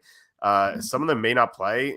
And if that's the case, like I just think the Raiders take this one. The Raiders beat the Chargers last year at home in a must win for the Chargers. And even like week 1, this game was Chargers by 5, and that was when they had Joey Bosa. So I think the Raiders match up well against the Chargers. They'll be able to run the ball. Even if Josh Jacobs is out, I think Zamir White goes off. I like the Raiders here for sure. Yeah, you might be right. I mean, the Chargers are definitely overrated at this point. Like you said, lots of good fantasy players, but they don't have the support around them. Like their offensive line injuries are what worries me the most. Like if Corey Linsley is out, the Raiders might be able to get some interior pressure or just really play matchups with Max Crosby and just get after Herbert and make him a little more uncomfortable than usual. So I can see the Raiders. I'm going to keep the Chargers penciled in for now, just until I see the injury report. But, if Chargers are down multiple offensive linemen and their defense continues to be banged up, and the Raiders have a I mean, the Raiders, when they can run the ball, are good. That's McDaniels taking from the Belichick offensive system where you want to be run heavy and you want to do really well against the run. So matchup wise, this favors the Raiders. It's just a matter of whether the Chargers can continue to throw well on the Raiders. And if Herbert's not going to be under pressure, I like the Chargers because I think he'll be able to throw and the Raiders won't be able to stop him. But if Herbert's under more pressure, it's going to be a lot harder for the Chargers to keep pace with the Raiders. Yeah, that makes sense. So staying in the AFC West, we have the Chiefs at the Bengals. This line open up Chiefs -3. This is another game where the Sharps bet the home underdog. Now this line is 2. So who do you like in this game? Yeah, I like the Bengals a lot here. Look, I know some people are going to say, how can the Chiefs lose 3 times to the same team? Well, I mean, some are going to be like, yeah, that they'll definitely get the revenge this time. But the Bengals still match up really well against the Chiefs, and they're getting Jamar Chase and probably Joe Mixon back this week. So they're going to have their full complement of offensive weapons, which they haven't had in a while, and they've still been just really running up the score on teams in recent weeks. I mean, we saw them demolish the Steelers. I know they had 20 against the Titans, but that's impressive because Vrabel's defense is very well coached, and they scored 42 against the Panthers. So, they really figured things out without Jamar Chase, and now he's coming back. So that's going to be huge for them. The real big problem here, though, is the Chiefs don't get a ton of pressure without blitzing, and the blitz is where Joe Burrow is going to have a really, really good time against this defense. That's the reason they match up poorly against the Bengals is because they need to blitz to get pressure. That's what Steve Spagnuolo likes to do. But Burrow is just so good against the blitz. So I like I like the Bengals to win this one. Maybe the Chiefs will probably keep it close, probably be a high scoring game. But we've also seen that the Chiefs aren't as explosive scoring this year. And even against the Rams last week, we saw, they had a chance to go up and score a late touchdown. And Patrick Mahomes threw an interception in the middle of the end zone that looked like it wasn't even aimed at anyone. And you could argue they weren't focused for that one. But, I mean, they scored 26 points against the Rams. You would have thought they would have scored a lot more in that type of blowout game. So I think the Chiefs are gonna be able to keep pace with the Bengals, but they're probably not going to get that final score, especially since they're still probably without Kadarius Toney, who's one of their bigger play threats. So I like the Bengals here. Wish we were getting the 3. That would have been nice. But, yeah, I think they can win this one outright. Yeah, I think so too. I was kind of mad Monday afternoon when I saw the spread move because I saw it open 3. I'm like, oh yeah, definitely Bengals. And I was actually considering writing up this pick early on Monday, later in the afternoon. But I was just so busy in the morning, I just didn't get a chance to. And then I saw it at 2.5. I slammed my fist. My wife heard me. She's like, "Is everything okay?" I'm like, "Yeah, this line moved from 3 to 2.5." She's like, "What?"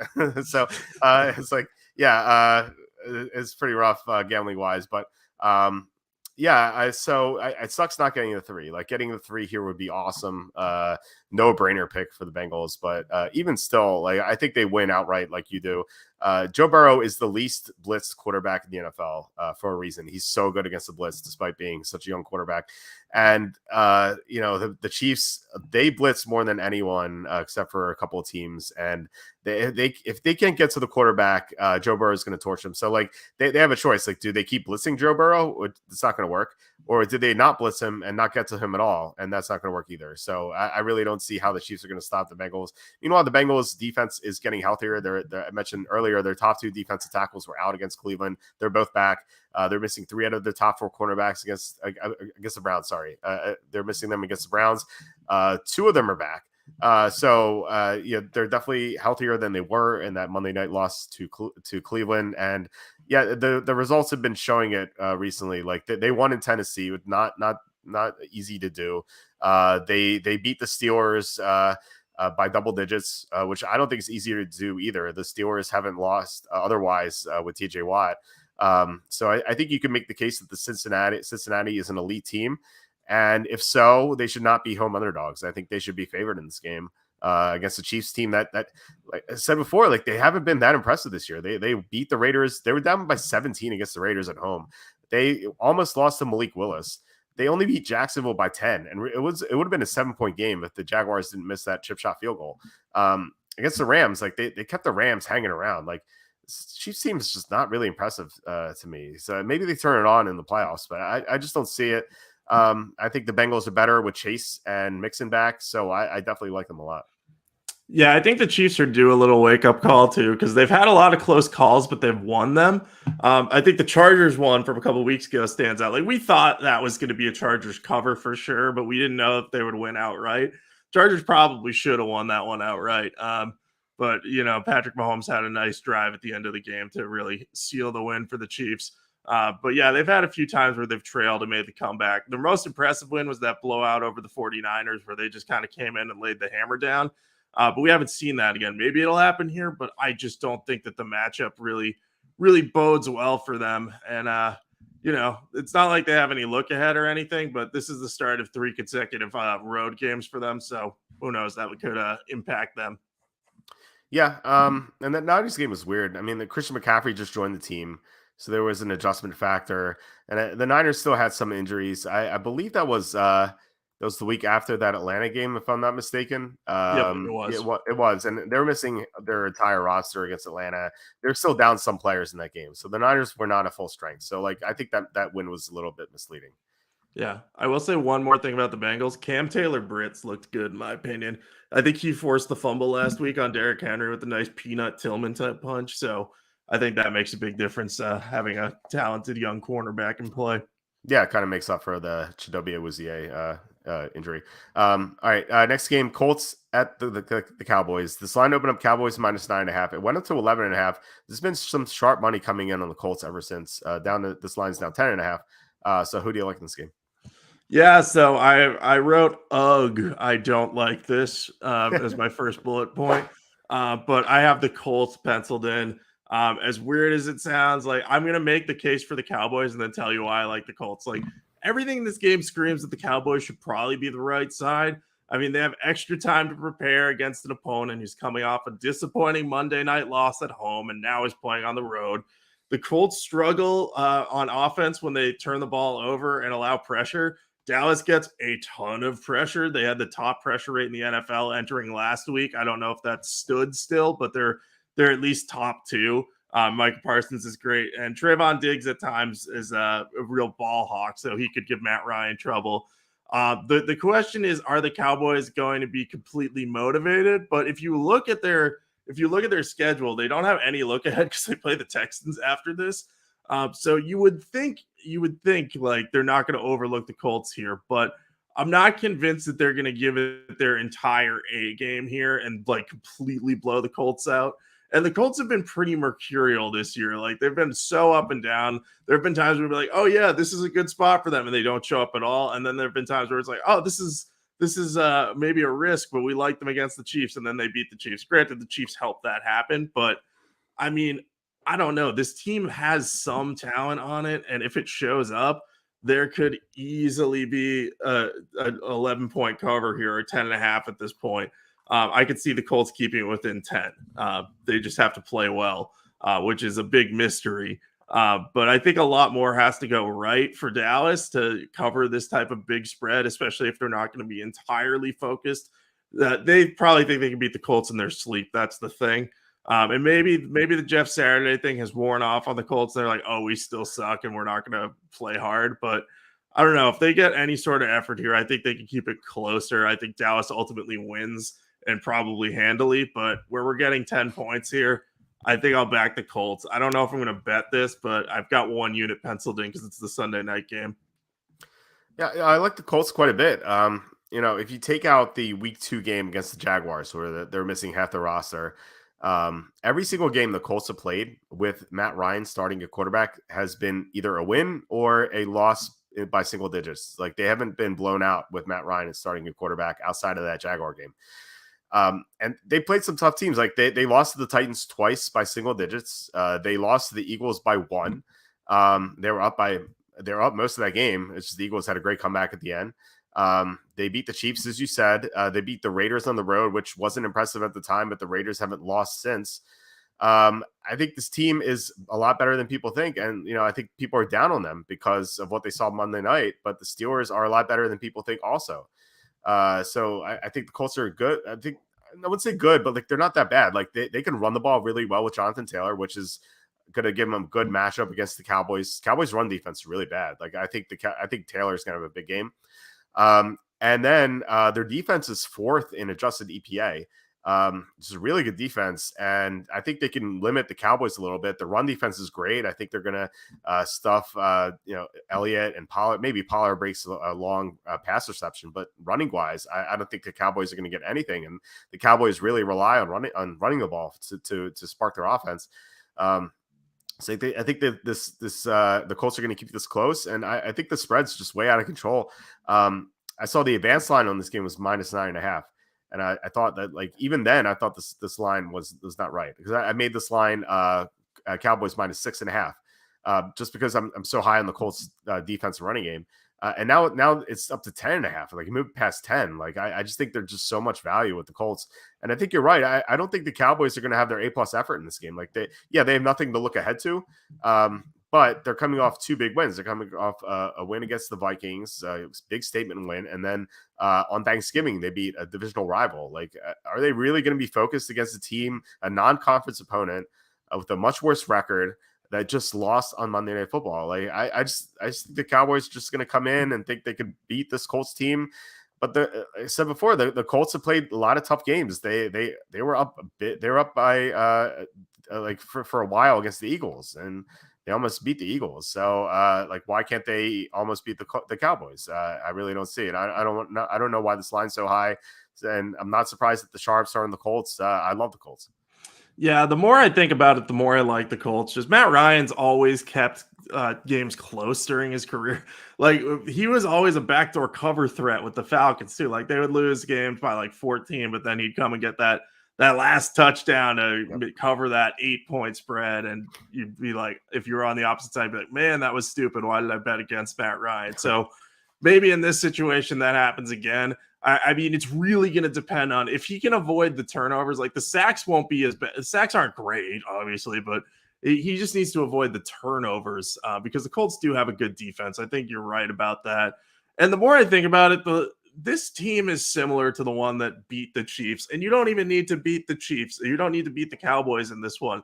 You just need to keep it within 10. It's not that different. I think they could do it. So I will be backing them. I have the 1 unit on them. Maybe I'll do more, but I agree with you. This line's just a bit high for my liking, even if Dallas has what looks like on paper defensively a great matchup. Yeah, and this game could go sideways. Like, definitely. Like, if Micah Parsons comes off the edge and strip sacks Matt Ryan right away, it's 7-0, and then maybe they have another turnover and the Cowboys go up double digits. Like, you're going to feel like an idiot backing the Colts. But I think you could have made that case against the Eagles. Like, the Eagles easily could have lost that way or won that way, I should say. And they didn't. I mean, the Colts controlled that game. I know they were at home, but still, I mean, it's still a dome, right? So I don't see why that would be different. I think this line's just way out of control. It's too high. All right. Before we move on to the Monday night game, I should note that we're going to do our teaser and our survivor pick after this game. So stay tuned after that. But Monday night, we had Saints at the Buccaneers. This line opened up Buccaneers -6. There's been so much sharp money coming in on the Saints. It's down to 3.5. So who do you like in this game? Yeah, I like the Saints. This line didn't make any sense to me when I thought it opened at 4. So the fact that it opened at 6 is mind blowing to me. I can't, of course, the sharps are going to take that. I know the Saints aren't good, but I don't know that the Buccaneers should be 4-point favorites or 3.5-point favorites over many teams right now. We just saw them lose to the Browns as a 3.5-point favorite, and that was on the road, right? That was a road game. Yeah. Yeah. Okay. So, I mean, maybe you could make the case, they're at home, it'll be easier. But the Saints, I know they're coming off a shutout loss to the 49ers, but they lost the game 13-0, and they easily could have won it. I mean, they had the Alvin Kamara red zone fumble that you mentioned. Chris Olave was denied a clear catch based off of the NFL's stupid catch rules. But I had a few catches last week that I was not happy about not being called catches. That was one of them. So they had a few opportunities to get deep in the red zone, and they missed a field goal too. This is one of the big points. I will get to the Andy Dalton primetime factor. That is something to consider for sure. But the more you look at the rest of the matchups, the Bucs, like, they're overrated right now. Their offense just isn't that explosive. It's not been good without Bruce Arians. Byron Leftwich is not really calling a good games right now. They're just so poorly coached. It's hard to trust them in any matchup. Not like the Saints are well coached by any standard either, but they've over the years they've played well against the Buccaneers. Back in week 2 or 3, they had a chance where it was like, all right, well, we have we have this chance to beat the Bucs, but Jameis Winston was playing through 4 broken vertebrae, so he couldn't do it. But that game was close until the fourth quarter, basically. So I think the Saints keep it close. My big concern is if Andy Dalton starts, he's terrible in prime time. I backed him in prime time against the Cardinals earlier in the year. We got really bad 2 pick sixes before halftime. Really ruined that one. So, I'm not going to be like, I'm putting everything on the Saints here, but I'm going to probably I have 1 to 3 units penciled in. It depends on where this number ends up, what the injury report looks like, but the Saints seem like the right side. I just don't think the Bucs should be favored by this much right now. Yeah, I don't either. Like you mentioned, losing to the Browns, like this Buccaneer team, I think kind of tricked everyone with that London game where they beat Seattle. But people forget that Seattle had to start at a 6:30 a.m. local time, which is kind of still ridiculous to me. I don't think the Buccaneers should be favored by more than a field goal against most teams that could be competitive, and the Saints could definitely be competitive. They're 4-8 right now, but like think about like some of their games, like week 3 against the Panthers, they outplayed them, but they kind of self-destructed with mistakes. Mentioned that London game against the Vikings, they definitely could have won that game. Against the Bengals in week 6, they're up for most of that game, and they lost at the end when Jamar Chase went crazy. Like the Saints could be 6-6 right now, maybe even 7-5, you could argue. And if that were the case, they would not be getting 3.5. So I like the line value here, especially with the Buccaneers maybe not having Tristan Wirfs. He's injured. They've had some other offensive line injuries, so like not being able to block the Saints could be an issue. I know the Saints pass rush has not been good this year. That's kind of like why they've dominated the Buccaneers. Like they've been able to get to Tom Brady with just 4 guys without blitzing, which is key. And they still don't blitz. But the problem is they haven't been getting to the quarterback. But maybe that changes this week because Wirfs is out and plus a couple of other injuries. So I like the Saints. But yeah, that Andy Dalton playing on primetime is definitely a concern. Like, you mentioned the Arizona game. Remember that Baltimore game as well. I didn't take the Saints, but I put them. I hedged them in a teaser because I had the Ravens in the teaser, and I hedged the teaser, and it didn't work because Dalton just really couldn't compete against the Ravens. But the Buccaneers are worse than the Ravens, so maybe that'll change. Maybe Andy Dalton will only lose by 3. But the Dalton dynamic of playing on Monday Night Football or any primetime game just really gives me some concern. Yeah, it's fair. Like I'm kind of hoping that the Saints will start Jameis Winston.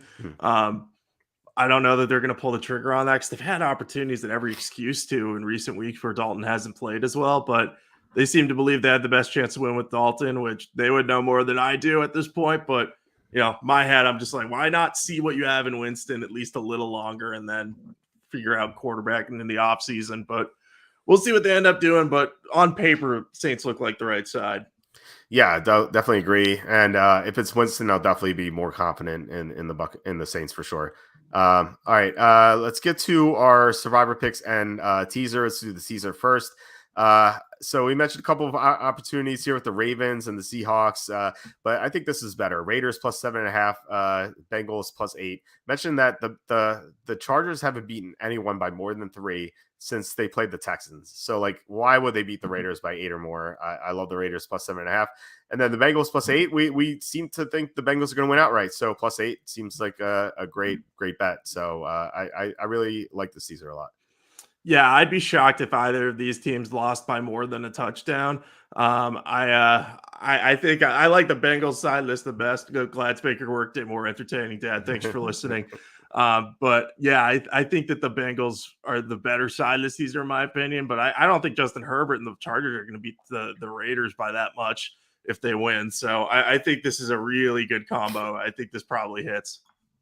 Yeah, they beat the Raiders by 5 with Joey Bosa. So why would they win by 8 or more? All right, let's do survivor picks. I'll read this off for people listening on iTunes. So your survivor picks, run through them. You went Ravens, Broncos, Bengals, Packers, Bills, Rams, Buccaneers, Cowboys, Eagles, Chiefs, 49ers, Dolphins. So I'll let you think about your picks. My picks were Niners, which was a loss, unfortunately, Rams, Eagles, Packers, Bills, Buccaneers, Patriots, Cowboys, Chiefs, Dolphins, Ravens, Jets, and this week is going to be the Seahawks. Before the flu thing, I saw in the injury report, Seahawks were a no-brainer. Still would take them here. Even if they have the flu, like the Rams are just a disaster. I don't know. I don't know if I don't see how they're going to win that game. Famous last words, I guess, but I still would take Seattle. So, you have Seattle available. Are you going to take them or someone else? Yeah, I think I'm going to take Seattle as well. I don't have a lot of other good options. Like the only other one I could maybe make a case for is saying, all right, I'm going to back the Browns because they should absolutely beat the Texans. But I'm scared of that game. Like Deshaun Watson could just look terrible. Like I think the Browns are still a good survivor pick, but I don't want it to be close if I can help it. And I feel like the Seahawks have a better chance of blowing out the Rams, who have really just given up on the season, as opposed to the Browns playing the Texans, who will have every motivation to beat their former starting quarterback. Because Lovie Smith was on the staff last year, his first year as head coach, but he was subject and privy to all the drama there, so he'll have that team motivated for sure. Yeah, I wouldn't take the Browns either. I think that's a trap. I just think they could lose outright, as I said before. Teasing the NFL says his teaser is Ravens -2.5, Bengals +8. I think this will win. I just have some concern with the Lamar Jackson injury. He's banged up, and the Ravens haven't been sharp. But I think you're on the right side, though. So yeah. Montage says no good other options. Jacob, you have 9-2 team you haven't picked. Imagine not taking a 9-2 at all team once. It's referring to the Vikings, of course. I would not take the Vikings. I think the Jets win. So I don't like the matchup for the Vikings this week. I'll take them later if I have to. Like they have a game upcoming against the Colts, so I would much rather take them in that one. yeah, you just don't take them against the Jets. The Jets could easily win this game. There's only a 3-point favorite. So yeah, I would not. Yeah. I would not. If they're playing a bad team, I would definitely take the Vikings. But I think like that game's a toss up to me more so than the Seahawks. Yeah, I agree. All right, that is it for Week 13. Do you have anything to plug? Yeah, you can follow me on Twitter at Jacob Camenker. I will tweet my favorite picks of the week usually, and I'll be covering NFL stuff at sportingnews.com. You can check out all of our NFL coverage for this week and upcoming weeks and what we have to say about all the games. So, yeah, head on over there. If you got any questions, you can shoot them my way on Twitter. If I see them, I will do my best to answer them. But yeah, let's keep enjoying the season, and hopefully we have another good week. Yeah, definitely. I like this card coming off a great week. Upstairs, this is looking good, hopefully. So yeah, please hit like, subscribe, comment below, share this video, visit the link in the description for the merch store.